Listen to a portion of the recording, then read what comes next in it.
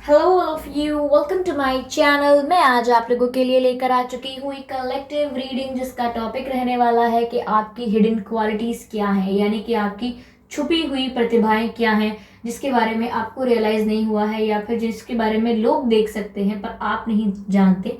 Okay, somewhere हम ये जानने की कोशिश करेंगे। ऑफ कोर्स ये रीडिंग जनरल है, आप सभी के साथ मैच नहीं होगी, ठीक है, लेकिन जिनके साथ होती है मुझे बताइएगा ज़रूर। ओके, सभी साइंस के लिए है, चाहे आपका कोई भी ज़ोडिएक साइन हो, ये रीडिंग आपसे रेजोनेट कर सकती है व्यूअर्स। ओके, और आप ये रीडिंग कभी भी देखेंगे ये आपसे रेजोनेट करेगी, यानी कि ये रीडिंग टाइमलेस है।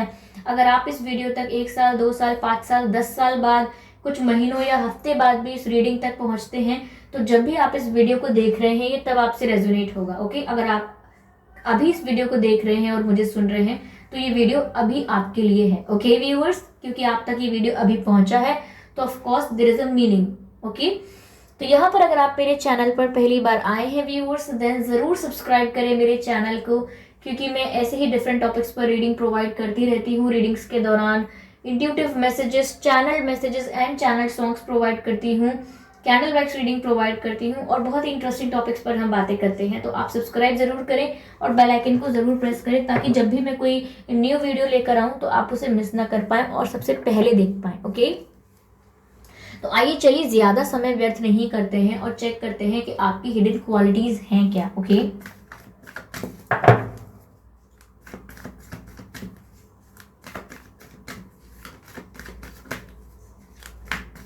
यहाँ पर पहले आज मैं सारे कार्ड्स पहले सारे कार्ड्स निकाल लूंगी एंड देन रीडिंग करेंगे हम। ओके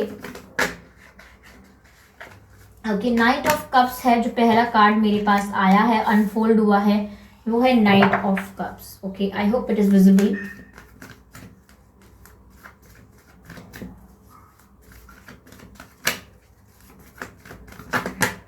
ओके, अगला जो कार्ड अनफोल्ड हुआ है या जो हो रहा था वो है 8 ऑफ कप्स। ठीक है,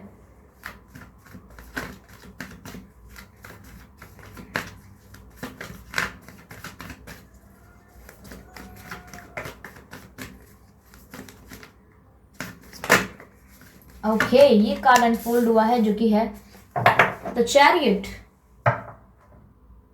ओके, नाइट ऑफ कप्स को हम क्लियर करते हैं, आई एम सॉरी, क्लैरिफाई करते हैं। ओके, देखिए ये क्वीन ऑफ कप्स के साथ क्लैरिफाई हुआ है। कार्ड्स तो व्यूअर्स अब तक सारे ही अच्छे आए हैं,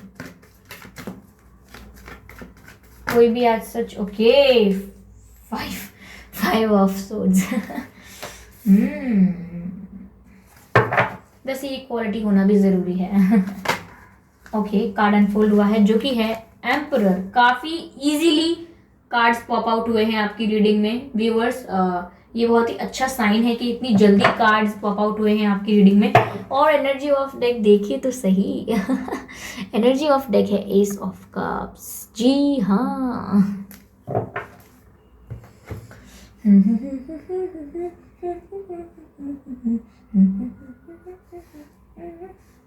ओके, तो यहाँ पर व्यूअर्स हमारे पास knight of cups, 8 of cups, the chariot, queen of cups, 5 of swords and the emperor and energy of deck है एस ऑफ कप्स। अब हम और कार्ड्स लेते हैं, 2 कार्ड्स मैं इस डेक में से लूंगी। Okay, trust in the higher forces, beautiful. Okay, universe, please guide me. Angels, please guide me.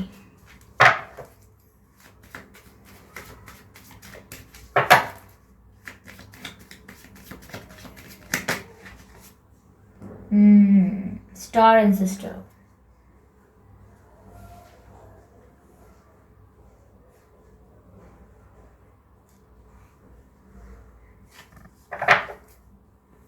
Okay.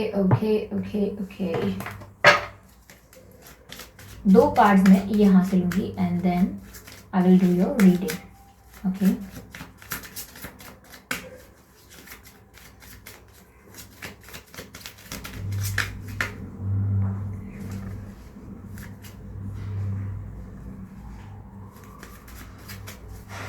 Okay, Divine, please guide us.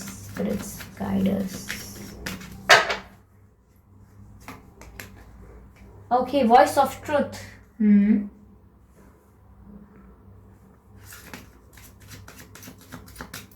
Divine, please guide us. Okay, please guide us. Okay, wow, pop out हुआ है यह card भी, care and compassion. Beautiful, beautiful. बहुत ही अच्छे cards आए हैं. I can not say anything else. बहुत ही अच्छे कार्ड्स हैं.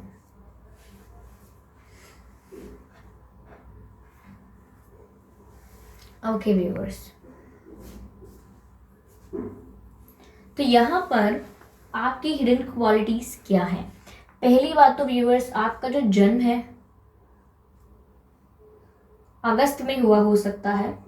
ठीक है, आपका जन्म अगस्त में हुआ हो सकता है या मई में हुआ हो सकता है, मई के महीने में, या हुआ हो सकता है जुलाई में. जुलाई के मंथ में आपका जन्म हुआ हो सकता है या अप्रैल में हुआ हो सकता है. जी हाँ, अगर इन मंथ्स में नहीं हुआ है तो बाकी मंथ्स में भी हो सकता है, क्योंकि जनरल रीडिंग है. लेकिन जो मुझे इंट्यूटिवली फील हो रहा है वो बता रही हूँ मैं आपको. ओके, अप्रैल लग रहा है, जुलाई लग रहा है, अगस्त भी लग रहा है, मई भी लग रहा है. ओके, तो ये कुछ जो मंथ्स हैं जो मैंने बताया आपका जन्म हुआ हो सकता है. आपके जन्म की तारीख 7 तारीख हो सकती है, 17 तारीख हो सकती है, 8 तारीख हो सकती है, 18 तारीख हो सकती है, 25 तारीख हो सकती है, 15 तारीख हो सकती है, 5 तारीख भी हो सकती है. ओके व्यूअर्स, 15 या 5 भी हो सकती है, और 27 तारीख भी हो सकती है. ठीक है, तो मुझे ऐसा लग रहा है कि ये आपसे मैच हो सकते हैं डेट्स.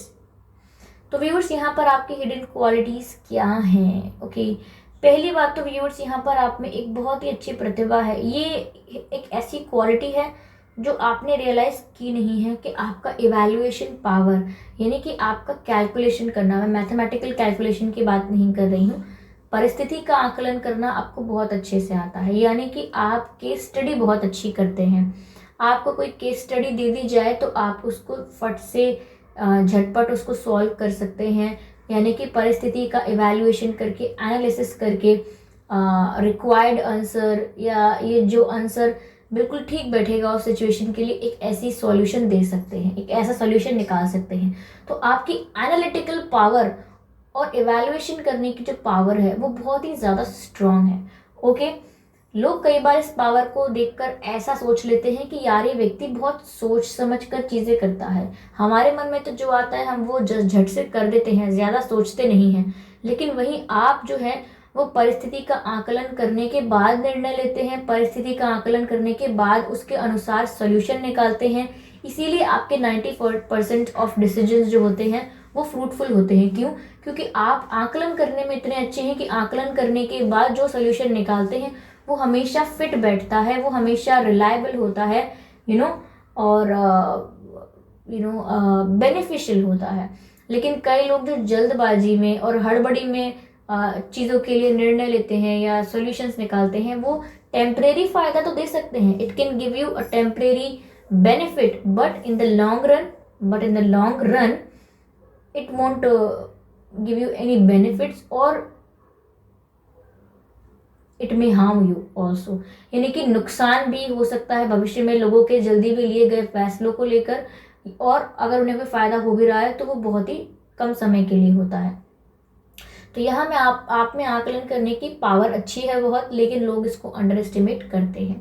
ओके, यहाँ पर व्यूअर्स मुझे ऐसा भी लग रहा है कि कई बार लोग यहाँ पर आपको ना ईगोइस्टिक समझ रहे हैं. लोग सोच रहे हैं कि आपका ईगो बहुत बड़ा है, आप अपने ईगो के चक्कर में किसी को भी छोड़ देंगे, परिवार में भी एक डिटैचमेंट फॉलो कर लेंगे, परिवार से भी एक थोड़ा डिस्टेंस क्रिएट कर लेंगे, थोड़ा गैप मेंटेन कर लेंगे. या आपके दोस्त हैं या कोई आपका स्पाउस है, पार्टनर है, आप उसके साथ भी डिफरेंस में आ जाते हैं, डिफरेंसेस ऑफ ओपिनियन हो जाता है आपके साथ. क्यों? क्योंकि आप अपने ईगो को बहुत महत्व देते हैं. ऐसा लोगों को लगता है और वो यही सोचते हैं। लेकिन व्यूअर्स, आपकी ये बात छुपी हुई है कि आप में ये क्वालिटी है कि आप अपनी सेल्फ रिस्पेक्ट को वैल्यू करते हैं, जो लोग नहीं कर पाते। कहीं ना कहीं आपको लगता है कि जो सही है वो सही है, फिर चाहे मुझे अपने परिवार के अगेंस्ट क्यों ना बोलना पड़े, जो सही है मैं उसका साथ दूंगा या दूंगी, चाहे फिर मेरे फैमिली मेम्बर्स के रिगार्डिंग कोई बात हो, या मेरे फ्रेंड्स या मेरे कलीग्स या मेरे स्पाउस या मेरे पार्टनर के बारे में कोई बात हो। अगर वो सही है तो मैं कॉन्फिडेंस से कहूँगा या कहूँगी कि वो सही है, लेकिन अगर वो गलत है तो मैं उनको बोलूँगा कि वो गलत है, फिर चाहे वो मेरे कितने ही करीब क्यों ना हो। तो लोगों को अक्सर ये बात खल जाती है कि यार, जो लोग अपने हैं, दोस्त यार या फिर घर वाले, कम से कम उनके लिए तो ये सब रूल्स और पॉलिसीज नहीं बनाने चाहिए, कम से कम उनको तो इस चीज़ से दूर रखो। लेकिन आपको लगता है कि नहीं, मेरे लिए सब समान है और मैं सिर्फ कोई मेरे परिवार में है या सिर्फ मैं किसी से प्यार करता हूँ या करती हूँ, मैं अनफेयर चीज़ें पसंद नहीं करता। तो समवेयर इसको लोग आपका ईगो समझते हैं, लेकिन ये है आपकी सेल्फ रिस्पेक्ट है जो आपको थोड़ा फेयर बनाती है, आपको थोड़ा जस्टिस पर बिलीव करने वाले इंसान हैं आप। इसीलिए आपको धकियानुसी और सही भाषा में कहूँ तो आपको ढोंग करने वाले लोग पसंद नहीं है, which means you don't like manipulative people around you. Okay, यहाँ पर आप में एक मुझे ऐसी भी लग रहा है व्यूअर्स, आपका ये जो कैरेक्टरिस्टिक है, आपका एक कैरेक्टरिस्टिक ये भी है कि आप ना सिचुएशंस से अपने आप को रिलीज करने से पहले बहुत टेंशन नहीं लेते हैं। कहने का मतलब ये है व्यूअर्स कि अगर कोई चीज़ जो आप डिजर्व करते हैं आपको एक कनेक्शन में नहीं मिल रही है, अगर आप एक कनेक्शन में रिस्पेक्ट डिजर्व करते हैं और रिस्पेक्ट नहीं मिल रही है, या आप आप लाइफ में जो भी डिजर्व करते हैं पर वो आपको किसी सिचुएशन में नहीं मिल रहा है, किसी परिस्थिति में वो चीज़ें आपको नहीं ऑफर हो रही हैं, तो आप उस सिचुएशन को लीव कर देते हैं। ठीक है, ऐसी सिचुएशन से आप बैक स्टेप करके चले जाते हैं। लेकिन मैंने कई लोगों को देखा है, या फिर ये बात सच है कि हाँ, एक रिलेशनशिप अगर बन जाता है तो वो कितना ही टॉक्सिक क्यों ना हो जाए, कितना ही टॉक्सिक क्यों ना हो जाए, वो एक दूसरे को चाहे कितना भी हार्म करने लगे इमोशनली और may be physically. Okay, physically से मुझे एक बात कहने का याद आया, अगर ये फीमेल्स मेरी बात सुन रही हैं और मेल्स भी सुन रहे हैं, अगर आपका स्पाउस या आपका पार्टनर आपके साथ डोमेस्टिक कुछ वायलेंस करता है, फिजिकली आपको हार्म करता है, देन ये सब स्पिरिचुअल काम छोड़कर अपने आप को सेफ कीजिए पहले, क्योंकि योर सेफ्टी इज इम्पोर्टेंट और ऐसा कुछ टॉलरेट करने की ज़रूरत आपको नहीं है। ओके आपको ऐसा टॉलरेट करने की ज़रूरत नहीं है, इट्स जस्ट दैट किसी ने आपको कभी ऐसे किया है बिहेव, तो आप ध्यान रखिएगा, वहाँ इज्जत नहीं है तो फिर कुछ भी नहीं है। प्यार कितना भी हो, अपमान होने के हो गया तो फिर प्यार का कोई मतलब वजूद नहीं रहा, फिर समझे आप। तो यहाँ पर मुझे अब ये बात कहनी है कि आप इस टाइप के ही हैं कि जो चीज़ आपको सर्व नहीं करती आप उसको छोड़ने से पहले बहुत ज़्यादा समय नहीं लगाते हैं। अगर आपको कोई चीज़ फ़ायदा नहीं पहुँचा रही है, आपको वहाँ पर रिस्पेक्ट नहीं मिल रही है, then you will leave that situation, आप वो जगह छोड़कर चले जाएंगे। ओके व्यूअर्स, तो ये आप में एक चीज़ है। और मुझे ऐसा लग रहा है कि यहाँ ना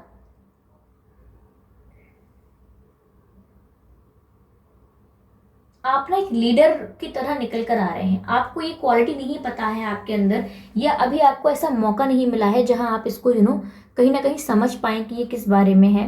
लेकिन मुझे ऐसा लग रहा है व्यूअर्स कि आप में एक लीडर क्वालिटी है, यानी आप ना लीड कर सकते हैं, क्योंकि यहाँ पर आपकी जो पर्सपेक्टिव है, आपका जो नज़रिया है वो डिस्क्रिमिनेटिव नहीं है, यानी कि पक्षपाती नहीं है आप। जैसा कि मैंने आपसे कभी अभी कहा था कि जस्टिस पसंद करते हैं और बहुत ही फेयर रहना पसंद करते हैं आप, वही मुझे ऐसा लग रहा है यहाँ पर कि आपको डिस्क्रिमिनेशन नहीं पसंद है, जाति पाति का, जेंडर का या रिलीजन का या किसी भी कल्चर का, रेस का, कैसा भी डिस्क्रिमिनेशन कि आपकी जाति पाति अलग है तो मैरिजेस इंटरकास्ट नहीं होनी चाहिए या होनी चाहिए, रिलीजन अलग है तो इस रिलीजन में ये होता है वो होता है, ऐसी बातें आप नहीं करते। या फिर आप बोले कि समथिंग लाइक दैट कि कोई काला है, कोई गोरा है, कोई मोटा है, कोई पतला है, या कोई बदसूरत है या कोई बहुत खूबसूरत है, तो आपका पर्सपेक्टिव ऐसा है ही नहीं। यू आर अ लीडर और इसीलिए आप सबको साथ लेकर चलने में बिलीव करते हैं। एक लीडर वही है जो सभी प्रकार के और हर तरीके के, हर क्षेत्र के लोगों को, ऐसे लोग जिनके अलग अलग मत हैं, अलग अलग विचार हैं, अलग अलग धारणाएं हैं, उनको साथ लेकर चले और लीड कर सके, वही लीडर होता है। तो आप में ऐसा डिस्क्रिमिनेटिव माइंडसेट नहीं है, इसीलिए आप एक लीडर हैं। लोग आपकी बात सुनेंगे भी, आपको फॉलो करना भी चाहेंगे। ओके, तो ये क्वालिटी है आप में।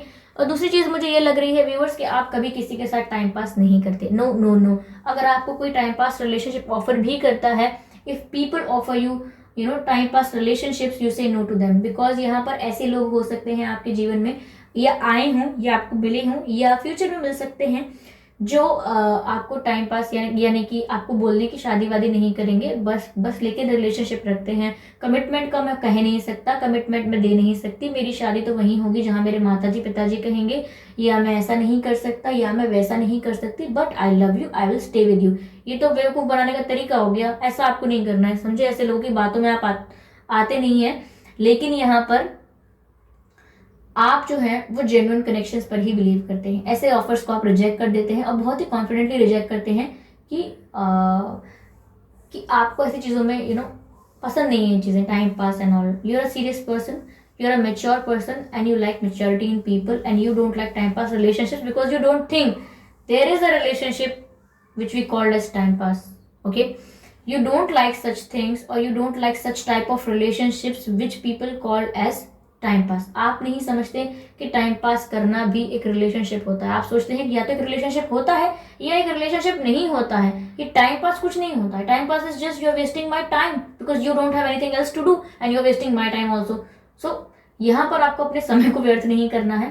पास्ट करना टाइम मतलब वेस्ट करना ही है। इसको अलग भाषा में कहें तो हम कहना चाहेंगे कि टाइम पास रिलेशनशिप्स नहीं, टाइम वेस्ट रिलेशनशिप्स हो सकते हैं ये, क्योंकि रिलेशनशिप नहीं होते ऐसे कोई। तो यहाँ पर आप एक जेन्युइन पर्सन है और आप जब भी किसी को ऑफर करते हैं या किसी को ऑफर एक्सेप्ट करते हैं तो जेन्युइन रहते हैं। आपके इंटेंशन आप क्लियर करके चलते हैं पहले से ही कि आपका इंटेंशन क्या है, आप सीरियस हैं इस रिश्ते के लिए या फिर आपके साथ टाइम पास नहीं किया जा सकता। अगर कोई टाइम पास करने की एनर्जी से आता है देन यू रिजेक्ट देम।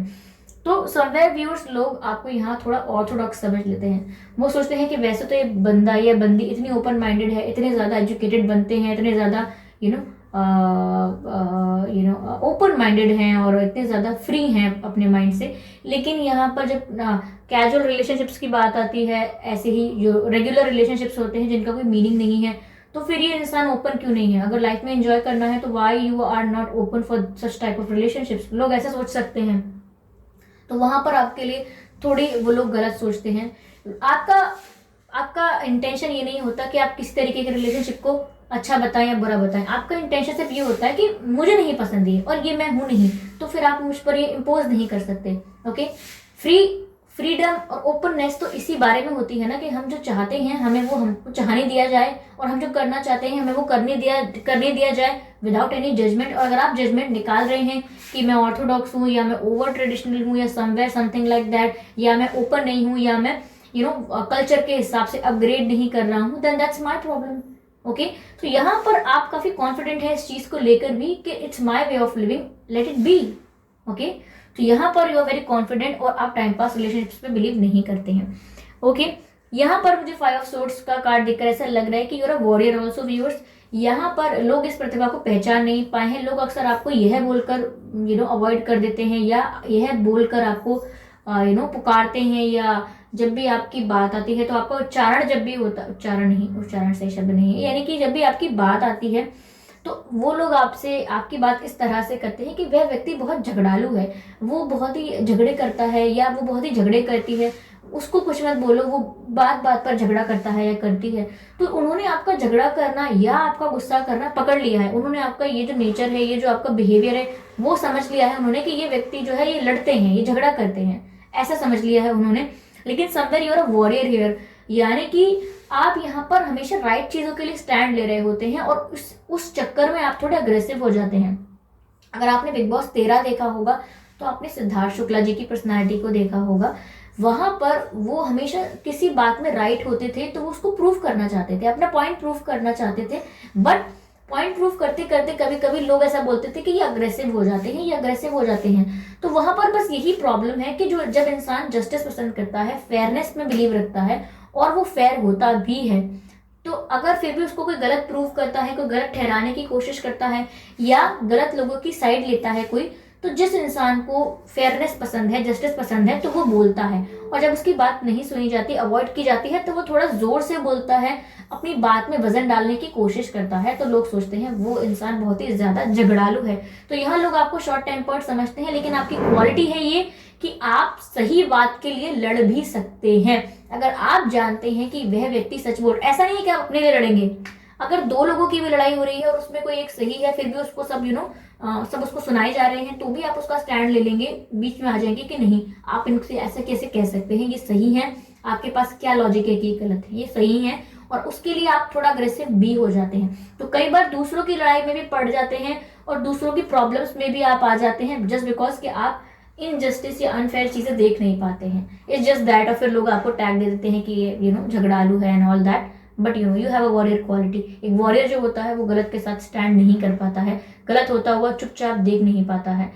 या तो ऑब्वियसली अगर वो पीस माइंडेड है, थोड़ा काम है, तो सोल्यूशन निकालने की कोशिश करता है। बट जो जिसकी पर्सनालिटी वॉरियर टाइप है या थोड़ी कॉन्फिडेंट पर्सनालिटी है, वो इंसान बोले बिना रख नहीं पाता, वो बोल देता है। ओके, यहाँ मुझे ऐसा भी लग रहा है व्यूवर्स कि समवेयर यहाँ पर जब आप किसी से प्यार करते हैं तो जेन्युइन करते हैं, जैसा कि मैंने आपसे कहा था, लेकिन आप में क्वालिटी ये है एक बहुत अच्छी कि आप में एम्परर वाली क्वालिटी है, यानी कि आप बहुत ज्यादा अफेक्टेड नहीं होते लोगों की वजह से, कि अगर इसने मेरे बारे में ये सोच लिया कि मैं झगड़ालू हूँ, या इसने मेरे बारे में सोच लिया कि मैं बहुत ऑर्थोडॉक्स हूँ, या इसने मेरे बारे में ये सोच लिया कि मैं ये हूँ वो हूँ, तो आप उससे अफेक्टेड हो जाए। आप अफेक्टेड नहीं होते, you are untouched by everything, यानी कि आप किसी की एनर्जी को ऑब्जॉर्व नहीं करते। कोई नेगेटिव एनर्जी भेज रहा है, आप उसे ऑब्जॉर्व नहीं करते, कोई पॉजिटिव भी भेज रहा है तो भी आप उसे ऑब्जॉर्व नहीं करते, because you have your own high level energy, यानी कि हाई लेवल एनर्जी, यानी कि एक हाई वाइब्रेशनल फ्रीक्वेंसी जो है, हाई लेवल पर जो आपकी एनर्जी है, जिसकी वाइब्रेशन इतनी हाई है,